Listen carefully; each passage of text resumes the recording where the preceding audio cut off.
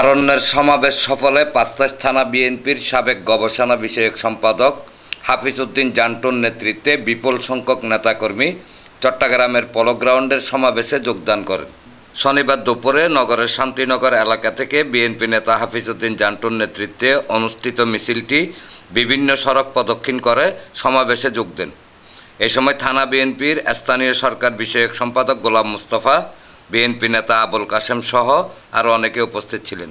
বাংলাদেশ জাতীয়তাবাদী দলের কর্ণধার দেশনায়ক তারেক রহমানের নির্দেশনায় চট্টগ্রাম তারুণ্যর অধিকারের প্রতিষ্ঠার লক্ষ্যে আজকের এই মহাসমাবেশে যোগদান উপলক্ষে আমরা কাশেম এবং আমি সহকারে আমরা যাচ্ছি যে পাঁচলাইশ থানার ব্যানারে আমার প্রিয় নেতা মনির আহমেদ চৌধুরী এবং চট্টগ্রাম মহানগর বিএনপির আহ্বায়ক এরশাদুল্লাহ ভাইয়ের আহ্বানে এবং চট্টগ্রাম মহানগর যুগ্ম আহ্বায়ক আরিজউদ্দিন শাহিন ভাইয়ের নির্দেশনায় আজকে এই প্রোগ্রাম যাচ্ছি সফল করার লক্ষ্যে।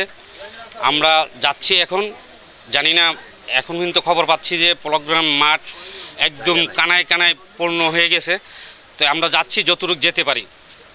আরিজউদ্দিন শাহিন ভাইয়ের নির্দেশনায় যাচ্ছি আমরা পাঁচলাইশ থানা মনির চৌধুরী আহমেদ হুমায়ুন ভাইয়ের নির্দেশনায় এবং পাঁচলাইশ থানার সহসভাপতি এম এ বাতেন ভাইয়ের নির্দেশনায় আমরা এই প্রোগ্রাম নিয়ে যাচ্ছি।